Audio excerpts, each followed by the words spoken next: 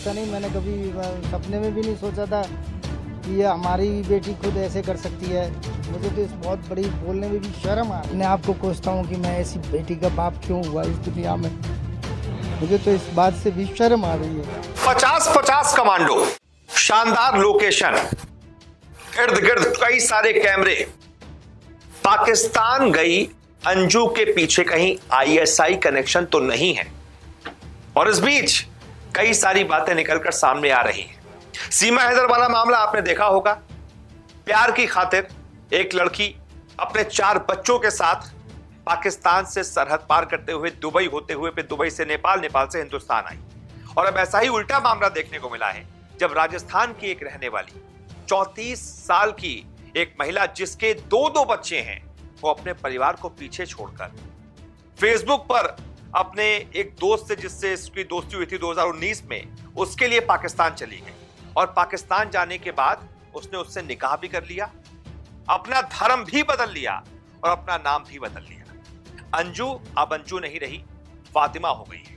लेकिन इस धर्म परिवर्तन के बाद जो एक वीडियो सामने आया है, ड्रोन वाला वीडियो, उसमें जो चीजें दिख रही हैं वो दाल में कुछ काली की तरफ इशारा कर रही है। अंजू का पाकिस्तान पहुंचना और फिर उसकी पड़ोसी मुल्क में मौजूदगी की खबर पाकिस्तानी मीडिया के जरिए लीक करवाना यह शक पैदा करता है कि यह सब कुछ एक साजिश के तहत किया गया है। इस प्लान के पीछे कहीं पाकिस्तानी खुफिया एजेंसी आईएसआई का दिमाग तो नहीं? क्यों ये बातें शक पैदा कर रही हैं? 5 चीजों से मैं आपको समझाता हूं। सबसे पहला, 1 साल की कोशिश लेकिन अचानक मिल गया वीजा।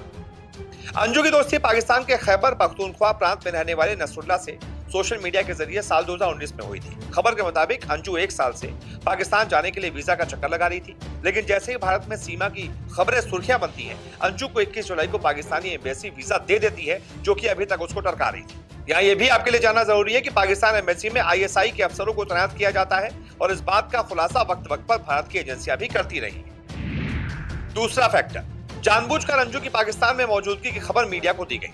अंजू पाकिस्तान जा रही है, इस बात की खबर उसके पति को नहीं थी। अंजू के गायब होने की कोई भी शिकायत पति अरविंद ने पुलिस को नहीं दी थी। ऐसे में वो कहां गई और कहां नहीं, किसको पता?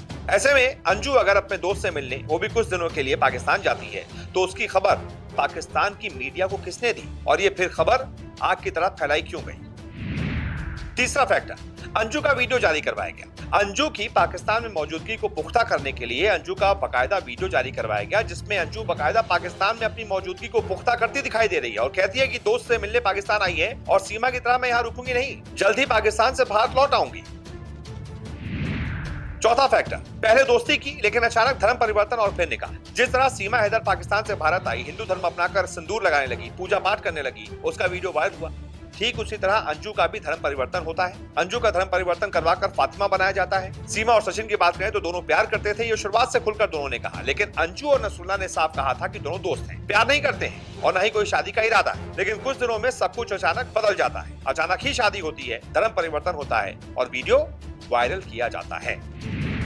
पांचवा फैक्टर, अंजू का निकाहनामा वायरल। अब जिस तरह सीमा और सचिन का वीडियो वायरल हुआ, ठीक वैसे ही अंजू का निकाहनामा भी वायरल किया गया, जिसमें अंजू से जुड़ी तमाम जानकारी दी गई। ये भी बताया गया कि अंजू अब इस्लाम अपनाकर फातिमा बन चुकी है। खुद मलकंद डिवीजन के उप महानिरीक्षक नासिर महमूद सत्ती ने अंजू और नसरुल्लाह के निकाह की पुष्टि की और कहा कि इस्लाम अपनाने के बाद भारतीय महिला का नाम फातिमा रखा गया है। अब जाहिर है, जिस तरह से सीमा के भारत आने पर पाकिस्तान में हाय तौबा मची थी, सीमा को पाकिस्तान वापस भेजने के लिए लगातार धमकियां दी जा रही थी। यहाँ तक कि पाकिस्तानी डाकुओं ने भी धमकी देते हुए पाकिस्तान में मंदिरों तक पर हमला करने की कोशिश की थी। उससे सीमा हैदर को लेकर पाकिस्तान की खींच साफ समझ आ रही थी। और अब अंजू के साथ जो कुछ हो रहा है, कहीं ना कहीं ये शक पैदा करता है कि कहीं ये एक सोची समझी साजिश के तहत तो नहीं किया जा रहा। इन सब के बीच अपनी बेटी की ये करतूत देखकर उसके पिता बहुत ज्यादा परेशान है।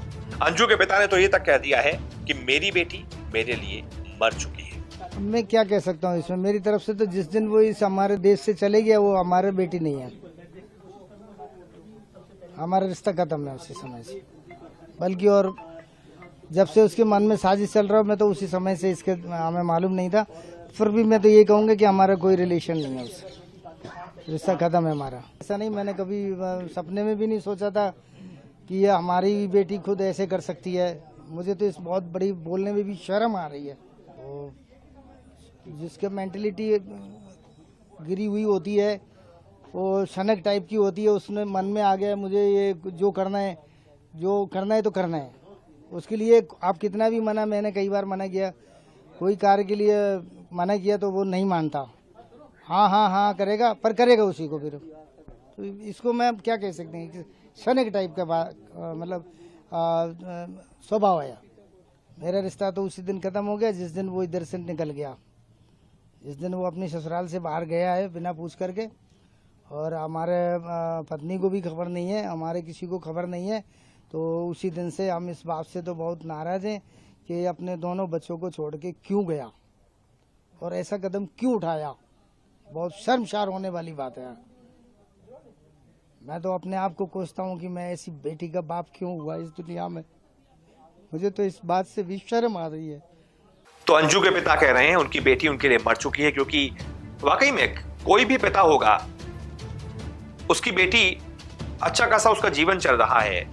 एक 15-16 साल की लड़की है, एक 5-6 साल का बेटा है, परिवार में सब कुछ ठीक चल रहा है।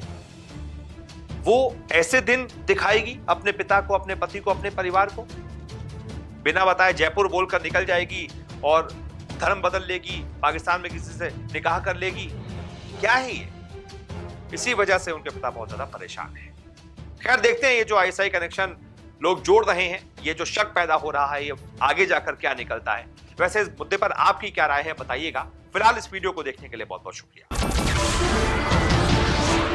नमस्कार, मैं हूं मानक गुप्ता। अगर आपको हमारा ये वीडियो पसंद आया हो तो इसे लाइक और शेयर जरूर करें, और हां, हमें सब्सक्राइब और फॉलो करना ना भूलें ताकि आप देश और दुनिया की कोई खबर मिस ना करें। तो जुड़े रहिए हमारे साथ और देखते रहिए